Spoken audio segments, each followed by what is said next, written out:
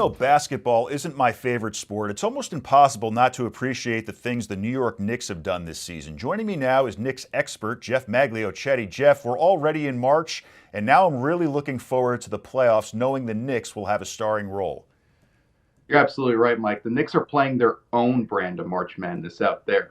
The All-Star break and trade deadline plateaus have been crossed, and it's been an incredible feeling in Knicks land. They are currently stand with a 40-20 record through 60 games. This is the fastest they have gotten to the 40-win mark since the 1996-97 season. So this is an incredible landmark for them, and they're currently sitting comfortably in third place on the Eastern Conference playoff bracket right now. Of course, there are lingering concerns about this group, which begin and end perhaps with the 0-7 mark we discussed recently against the Cleveland Cavaliers, Boston Celtics, and Oklahoma City Thunder, the current association podium. But they have gotten some big wins in between here, and including a couple from this week on a Southeastern road trip that took them through Memphis and Miami.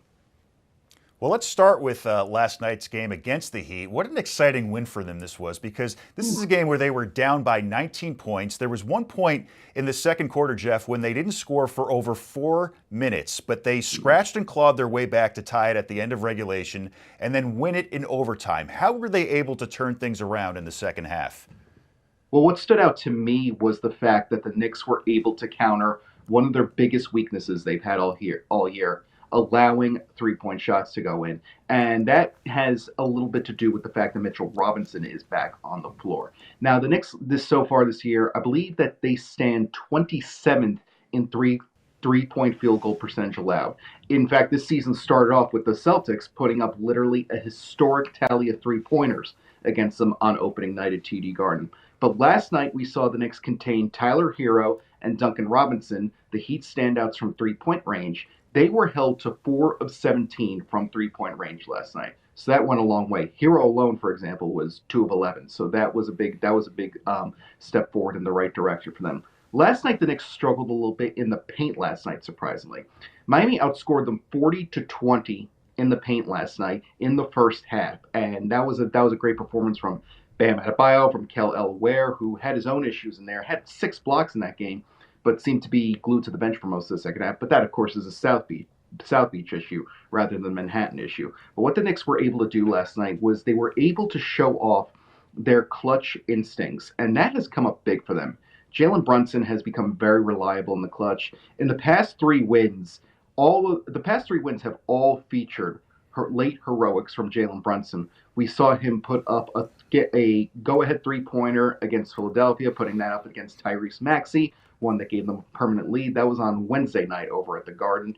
And on Friday, he had another three-pointer to tie the game, and in a comeback effort. Gave them the lead, in a comeback effort against the Memphis Grizzlies. OG Anunoby then hit a three-pointer in the end. And on Sunday night, Brunson played a role, be it through points or assists, on 19 of the final 26 New York points between the fourth quarter and overtime.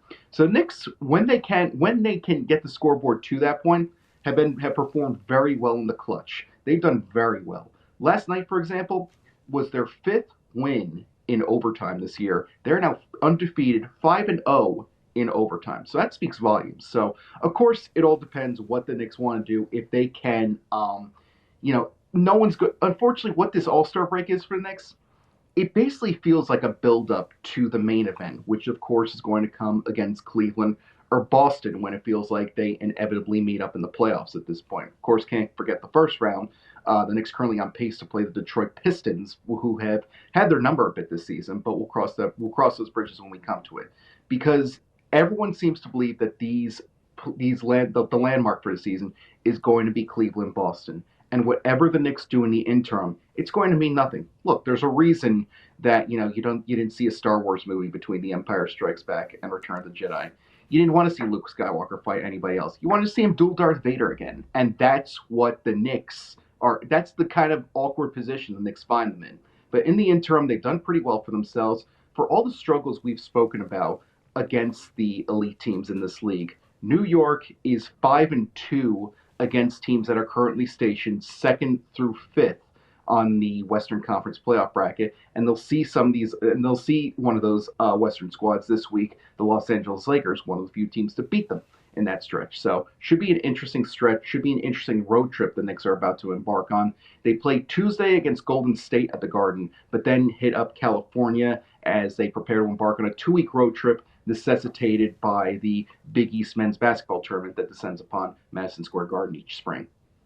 Now, how do you feel the Knicks have been doing in the several games since the All-Star break? It's interesting because I believe they're 4-2, and I noticed that the 4 games they won were very close, including 2 in overtime, like you said before.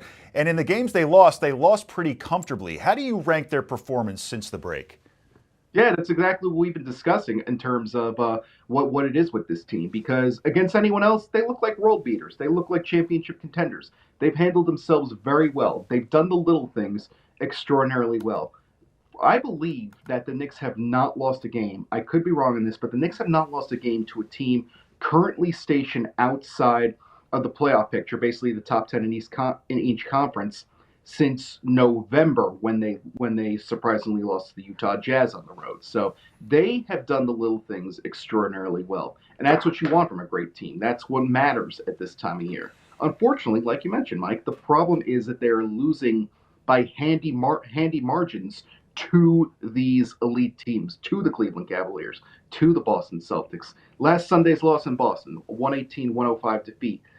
That game wasn't even as close as the scoreboard indicated, or even as far, you can argue. It was a very deceptive score because Knicks fell behind early, I believe by as much as 27, got it back down to 4 until Boston kind of ran away with the fourth quarter a little bit. So, but the difference right now, again, is going to be Mitchell Robinson, because this gives the Knicks their deepest rotation they've had in a while, and Robinson gives them a unique weapon in the modern NBA. It seems like you can't get on the floor in today's association without being some form of a shooter, without being some form of a scorer.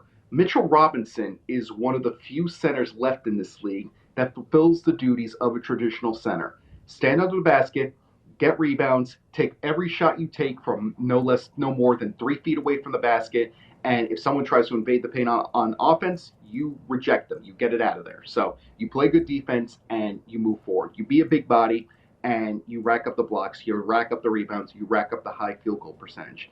This gives the Knicks a unique weapon that's not present in other contending locales. So I'm eager to see what this brings to the New York unit. In fact, we saw his impact in limited time on Friday night, for example. Robinson was a team best plus 11 in 12 minutes, and he was also on the floor for the crucial defensive possessions at the end of the game. So that shows that he does have a role in the Knicks' immediate future plans. It'll be interesting to see what happens this offseason. He could be one of the most covetable named assets on the Knicks roster at this point. We saw it at the trade deadline. His name lingered in the rumor mill for the longest time, but for the time being, he can truly be a difference maker for New York. Now, it's not fair to Robinson, and it's not fair to Knicks to pin the burden, all of the defensive burden, on Robinson's back. No one's denying that. But we're seeing his impact in the early stages, and the Knicks can really flourish if they continue to embrace what he can bring to the table from this very unique perspective in this day and age. Yeah, and the Knicks were already good before he came back. I can't wait to see what they do down the stretch here. Now, let's go from the NBA to WNBA. The reigning champion New York Liberty just made a move this offseason by acquiring the veteran Isabel Harrison. Now, as a veteran, what can she add to this team in both talent and leadership?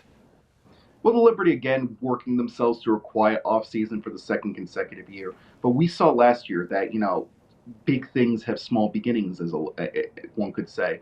And that the big thing that emerged was the trade for Leonie Fibish in 2022, coming over from 2023, coming over from that trade with the Phoenix Mercury. So we see, and now Fibish is an established starter, an established two-way woman in the Liberty lineup. What New York is doing at this point, look, every offseason the Liberty have for the foreseeable future is going to pale in comparison to what happened in 2023 when they brought in Brianna Stewart, John Cole Jones, and Courtney Vandersloot within mere hours of each other. So everything is going to pale from there on out. But what New York is doing is really starting to restock their bench a little bit because they've taken a bit of a hit this offseason in terms of losing championship pieces.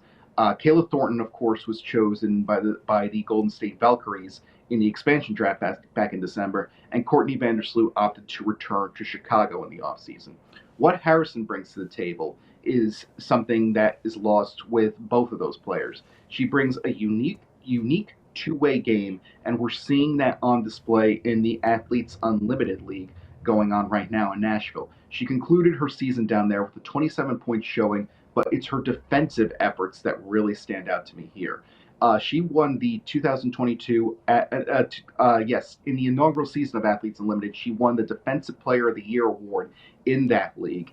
And, she fulfills the two-way potential that's some off the bench that's somewhat lost with Kayla Thornton moving on to Golden State. So she can be a reliable six woman in this system. And, she also fulfills the character aspect that Jonathan Kolb and company have really emphasized in building this championship unit.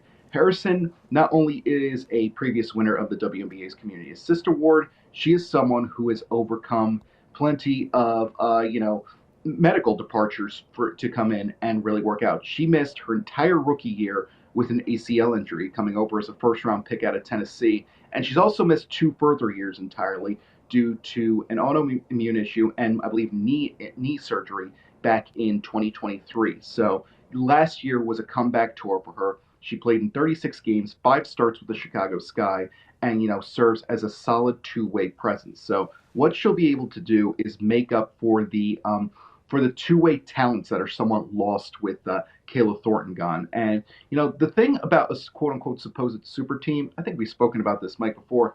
The interesting thing about a supposed super team, I know New York very much kind of they stray away from that term, so I apologize for using it. The thing about a supposed super team is that you're only as good as your Death Stars. And the Liberty proved that last season with the efforts of Kayla Thornton, with the efforts of Kennedy Burke, who has since been re signed by this organization. So I think that they're starting to restock that group a little bit, and it's going to play out in their favor. So it's a good signing for New York. If this is their marquee signing, I think they could go into this offseason they could go into the season, their first postseason championship defense, very, very pleased. The next step for New York is what they're going to do with the 7th overall pick. Again, a yield of that deal with the Phoenix Mercury in the Leone Fijovic, Michaela Onyenwere swap back in 2023. So I think that that's going to be that's going to be the next hurdle to look out for. Interesting times in Liberty Land. They've taken care of. There's still a few hurdles to clear. Breanna Stewart has been given the core designation status. She hasn't signed that contract yet, but there's no imminent danger of her leaving New York at this point. They continue to negotiate with Maureen Johannes, who could be another Death Star. Fan favorite, has really done well for herself since coming over, I believe, back in 2019. So a few more hurdles to clear for New York, but they seem to be well stocked for championship defense. We're seeing Stewart, we're seeing Sabrina Ionescu tear it up down in Miami in Stewart's unrivaled league. So it should be a very interesting championship defense. One the Liberty are well prepared and well stocked for as is. Just an exciting time for New York basketball in general. Jeff, great stuff, and I know we'll talk soon. Thanks so much. Absolutely appreciate your time and insight, Mike. Thank you for having me. Head over to ONNJ.com for the latest news and sports anytime.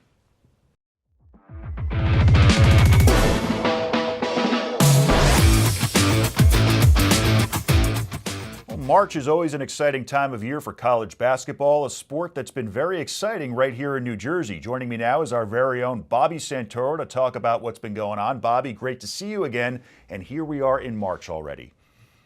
Yeah, I can't believe it's already March, and thank you for having me back on. Excited to talk some basketball. Awesome. So things have been very exciting at Montclair State University, where the men's and women's basketball teams each captured their respective NJAC titles. Let's start with the women. The Red Hawks beat TCNJ 72-63. Talk about some of the highlights from that game. Yeah, looking at it, I watched it again, just today, just to kind of relive both of them. And, I had keeping it down to, like you have on the women's team, you have, it looks like Olivia Vero. She was like the key factor to it, having 24 points on the game. But she also had a double-double. So 24 points, 10 rebounds. But what really keyed them was I mean, as a team kind of playing on the road for against TCNJ, was they got out to a 9-0 run just right at the start of the game. So that was the biggest thing for them, and just to be able to kind of control that first quarter. Now it was really a tale of two quarters for them too, because I mean, you outscored them 20-10 in the first quarter, 21-15 in the third quarter. Now the second quarter they struggled a little bit, but they were able to kind of close it out there in the fourth, and hold off TCNJ. So it was unbelievable to see them do that, and kind of I think they played after the men, so it was actually awesome to see them complete like the sweep of men's and women's in the NJAC. Well, as you just said, shortly before the women captured their title, the men pulled off their NJAC championship victory against Ramapo, 91-85 in overtime. This is their first conference title since 2003, before a lot of the players were even born yet. This was an exciting one. It was, and you saying before people are born in 2003, I cringed thinking that. But no, this was unbelievable. I mean, it had everything that you wanted in a final game, in a championship game. They kind of, at first, Montclair went down by a lot. They were able to hit some big threes. I know it was Jake Morales was the one really to come back and kind of hit those threes. He ended the game, if I'm looking here, 28 points, 7 rebounds, and he shot 6 of 12 from 3. So that was big time for him. But Mike Jackson was the huge one. I mean, Morales scored the most, but Mike Jackson right behind him with 25. But he was hit, there was a big play where I think it was 42 seconds left, was able to hit a layup to tie the game, and then eventually it went into overtime. And also helped them pull away because Morales had missed a 3, but Jackson was able to get the rebound and put it back in to give them a 2-possession advantage with about a minute and a half left in overtime. So that was a lead they didn't relinquish. So it's awesome to see, big players step up in big spots, and just watching them and watching that game. I mean, I was getting fired up, seeing everyone just, kind of getting hyped up against, and there were Ramapo fans there too. So it was you love that kind of attitude in the game, and it didn't disappoint. Well, let's talk about our alma mater, Rutgers, who recently took on Michigan, ranked 15th. Now, Rutgers is up 82-81 with 3 seconds left on the clock. Michigan hits a three-pointer with no time left, the stuff movie scripts are made of. This is a win that would have put Rutgers above 500, and if you're a Rutgers fan, there's no better word to sum this up than heartbreaking. Yeah, I mean, you said it. I mean, but for Michigan fans, it's like it's something that movies are made of. For me, it's nightmare fuel. But but yeah, I mean, it was Rutgers played so well that game too. I mean, you had both Harper and Bailey playing well. They're contributing factors around them. All the players around them too playing well. So I know Martini, he was a big guy in there too to help them with it. But there are the thing with Rutgers is what I feel is going to hurt them is obviously you're going to have Bailey and Dylan Harper go into the draft and go to the NBA. This team with the two of them, if they would never do this, but if they were to hang around for another year or two, they'd be able to build a team worth that could maybe go deep into the NCAA tournament. Right now, I think I believe one of the team rankings has them as only a 0.4% to actually make the March Madness bracket. But I mean, they could still, who knows, they could still run the table in the Big Ten tournament. We'll see. And I wouldn't put it past them because they have 2 of the best players in the country. But yeah, it was definitely painful against Michigan because you saw it that they can hang with them and they can beat them. It's just a matter of closing out the game and not. I mean, nothing they could do on that 3. I mean, it was a heck of a shot, but it was painful. No, it was painful. But what you said before leads me to my next question. As we get closer to the fun part of the year in college basketball, what's next for some of these teams from around the state? Yeah, well, I mean, one of the ones is I saw Drew actually is making the D3 NCAA bracket for the first time ever. So that's cool. That's cool to see. And we'll keep an eye on them as they, attack that and see if they can make a run in there. I mean, you're looking at all the other teams around the state. Obviously, I feel like every year New Jersey has that one team that can kind of get in. Like you saw St. Peter's a few years ago. I mean, Seton Hall got robbed last year, as we all know. But there was St. Peter's, there was Fairleigh Dickinson a couple of years ago too. So right now, I mean, look, it's not from what I'm seeing now, you never know what can happen between now and I know there's not much time, but something could happen where maybe one of these teams, Seton Hall, any of them kind of squeak in. It's been a little bit of an off year for New Jersey basketball when it comes to making the tournament. And that doesn't mean that there's still been good years. We've had a lot of stories. We've had great players. It's just, it seems like this year, if anyone's if anyone's going to make it from the state, they're going to have to kind of make their way in and maybe be one of those last four in to kind of make it in and maybe make a run. Now, the Red Bulls had their season opener on Saturday. We had Noah Ayla on to preview that game, the defender for that team. How did it go against Nashville?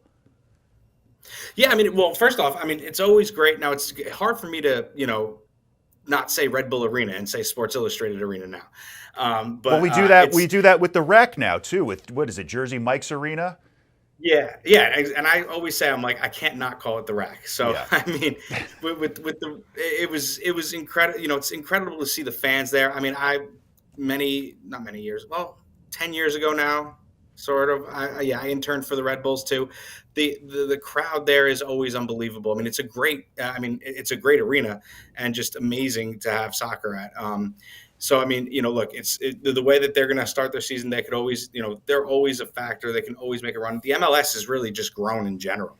So it's cool to see, and to the, I mean, even my brother's a big NYC fan, but I always mess with him. I'm like, oh, I mean, I can't not root for the Red Bulls. So it looked like to have that home opener, to see all the fans there, just to be there for soccer in general, and to, and it's a sign that summer's coming too. It's almost like how baseball is. Yeah. And finally, Bobby, speaking of nice weather coming, the Mets and Yankees are full of stories this spring training. Yankees are dealing with some injuries. Mets prospect Blade Tidwell threw an immaculate inning. I thought that was sensational. How do you feel about both teams as we inch closer to opening day? Well, I mean, I'll start with the Mets. I mean, you can't not feel good about them, even with the Frankie Montas injury. You're gonna. I feel great if I'm a Mets fan because they are just going to be a fun team to watch. Obviously, Juan Soto helps, and getting Pete Alonso back, it was huge for that lineup. And Lindor, you have everyone. You have so many people that can contribute, and they were a fun team to watch last year, and that's coming from a Yankee fan. So. Yeah, I feel very good about them. Now, the thing is, the NL East, the National League in general is just tough. So that's not to say, I mean, I still think they make the playoffs. Now, do I think they can win the division? Sure. Is there a world where they might not win the division because of the tough teams? Yeah, there is too, but that doesn't, I mean, as long as their pitching staff is good and lives up to it, they can beat anyone in a playoff series as long as they make it in. The Yankees, and maybe this is just me being a pessimistic Yankee fan, but I mean, look, the Giancarlo injury doesn't really bother me too much. It's actually the first time he's going to miss an opening day since he's been a Yankee, which is that I didn't even realize that. I thought he's been often hurt, but all you want out of him is you want him ready for the playoffs. So I don't know how long he'll be out. I don't think they play him in the cold weather when they come up here for April. So I think maybe we're looking at a May or June. The DJ LeMahieu one was a big one as well. So it depends on how they pivot with these. Obviously, pitching too. Luis Gil, had that MRI, and we don't know how it is. So Marcus Stroman is going to be a big factor now too, unless they trade for somebody or anything like that. But I'm definitely a little bit nervous as a Yankee fan. They could totally do it. They can make another run, but it's also, I mean, their ceiling could be as high as 90 plus wins, but they could also, barring injuries, it could be as low as maybe 85. So we don't know. We don't know what's going to go with, but at least it's good to see baseball back. That's all I'll say. I can't wait for it. Bobby Santoro, always a pleasure. Thanks so much. Thanks, Mike. Thanks for having me. Head over to ONNJ.com for the latest news and sports anytime.